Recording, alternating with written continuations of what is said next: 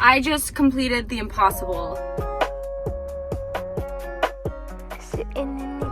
Hello everybody, my name is Caroline. Welcome back to my booktube YouTube channel. Today, my coworker from my last job, Jessica, if you're watching this, hey Jessica, posted on her story that Barnes & Noble, my old place of work, is doing a 2-day 50% off hardcover sale on every single hardcover book.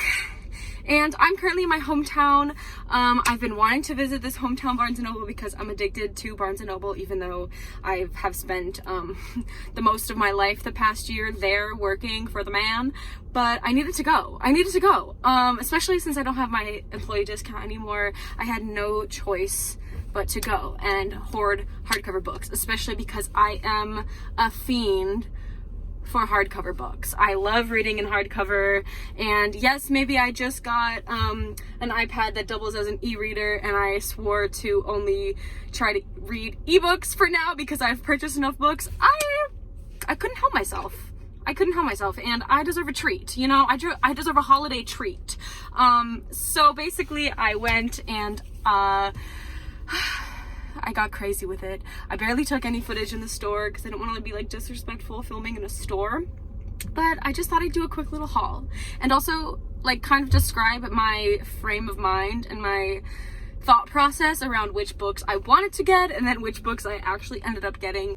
So I'm just going to show you guys the brief shots I got in Barnes & Noble, or before and after. We'll talk about the books I got and the books that I wanted to get that I ended up not getting. And yeah, there were many FaceTime calls to my girlfriend, there were many texts to my mother and sister, there were many internal conflict, external conflict, bathroom breaks, sitting at the cafe deciding. So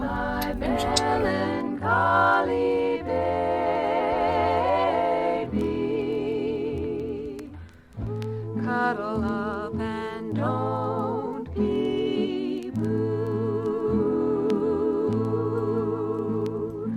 All your fears are foolish. when I tell you that was the most difficult decision to make in my life. For you know, dear, We made it, folks. Hello everyone. Welcome to my childhood bedroom. I got my bowl of snacks. Let's crack into these books that I got and just talk about my thought process of this 50% off hardcover sale. So, to kind of start, I walked in having these books on my list.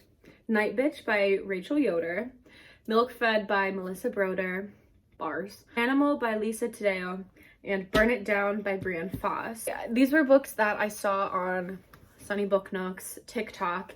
They posted like 2021 releases that you won't regret, and they included 2 of the 4. The fourth, this one I've been wanting, I ended up getting it. It's the only one of the 4 I ended up getting.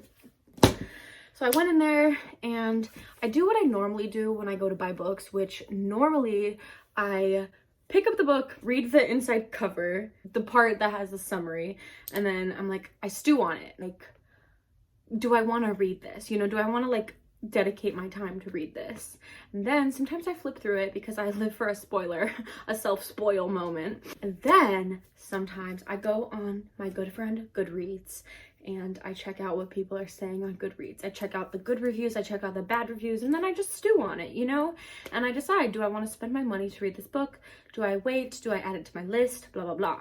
So I picked up all the original ones that I was going in there for. And then I started thinking, and I got overwhelmed, and I sat down at the cafe, and I looked up like the ebook prices. I looked up like whether they're on Libby, which obviously they are going to be on Libby. And I looked up like, I don't know, a little bit about the books and the content. Milk Fed I decided against because the subject matter looked a little bit of a triggering moment, and the reviews are really divisive. So I decided against that one. Nightbitch seemed kind of like The Vegetarian by Kang, and I really do want to read it, but I think maybe I'll wait for it to be in paperback or whatever. Same thing for Animal by Lisa Taddeo. It just didn't seem like something I'm currently like gonna read like pronto, so I decided I could probably wait for it. So instead, I was kind of in the mood for a fantasy, which I really did not end up getting, but I will go over what I ended up getting. So my girlfriend, hi Kath, she and I love Junji Ito, and we're working on our joint collection. And when I tell you that they had an entire end cap of Junji Ito, and they had every single title, which is crazy because I have not seen like every single title in the same spot, and it was beautiful. To my satisfaction, to my surprise, Deserter by Junji Ito just came out, and I was gonna, of course, automatically I picked up all 4 that we didn't have and put them in my basket, and then I like sat and I was like, okay, which ones am I gonna spend money on right now? I decided on Deserter because it's the newest one that just came out, and I think it'll be fun and fresh, and perhaps later on in our collection career we can get the other ones. But I got Junji Ito, and it's very exciting, and it's a collection of like his earliest works, I guess, and I just think it'll be very nice because I like his short stories, and I think it'll be really good to add to the collection.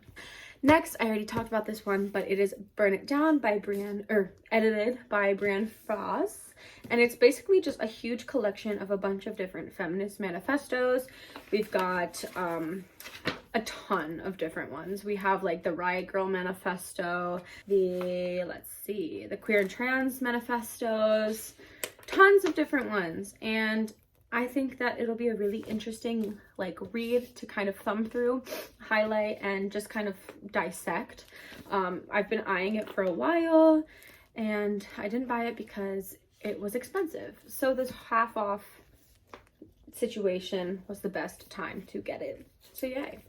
So the next book I got was The Divines by Ellie Eaton, and this one I suppose is kind of like a dark academia feel. I haven't really read like a campusy quote-unquote book in a while, but it's giving kind of like, that it's it kind of analyzes like close friendships between girls.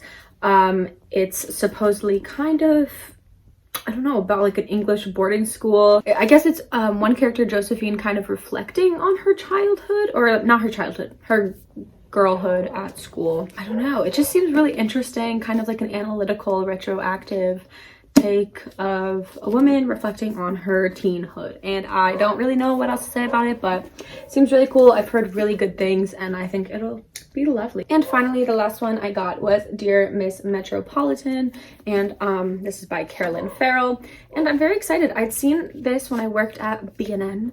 I had seen this cover all the time, and I never like opened it to read what it was about, but it seems very interesting. I think, to my knowledge, I also don't fully know what this one is about, but I wanted to buy it anyway.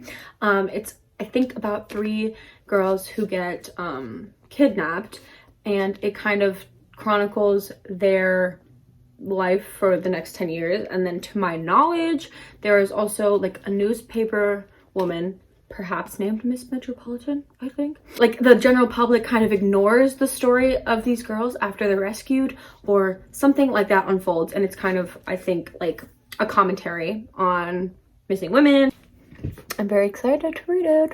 Woohoo! So everyone, that is basically the haps of my Barnes & Noble experience today. I'm very happy that I got these books, and I don't know in which order I will read them, but I'm very excited, and I think that it was a good haul, and I walked out of Barnes & Noble with way different books than I thought I would when I originally went in there. But very fun, very fun.